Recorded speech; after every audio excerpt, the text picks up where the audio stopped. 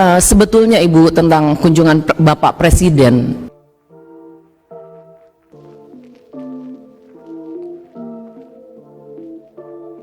Dan pertanyaan saya yang kedua, saya tidak akan bertanya soal PMI yang judi online Kamboja. Tadi ATBH sudah akan menanyakan itu ke Ibu.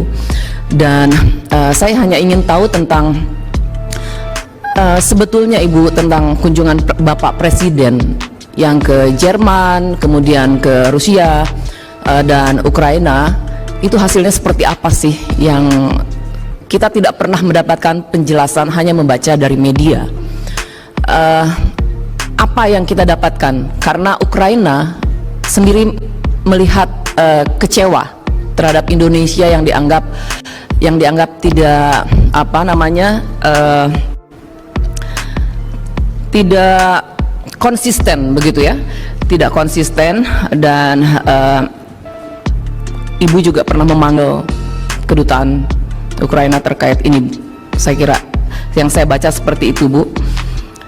Kemudian dianggapnya Indonesia ini punya standar ganda begitu dalam menyikapi Israel dan jalur Gaza dengan situasi Ukraina.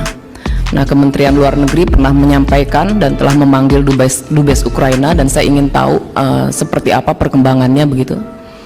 Dan juga terakhir, Bapak Presiden ini berkunjung ke Cina, kemudian ke Korea Selatan dan ke Jepang.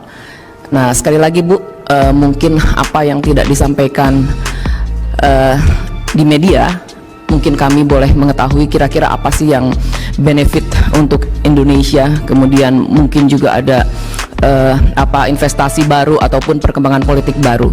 Kami hanya ingin update saja. Terima kasih, itu saja dari saya. Assalamualaikum warahmatullahi wabarakatuh. Baik, terima kasih Ibu Nurul Arifin yang terhormat dari fraksi Golkar. Kemudian berikutnya Jangan lupa subscribe, share, komen, dan like ya.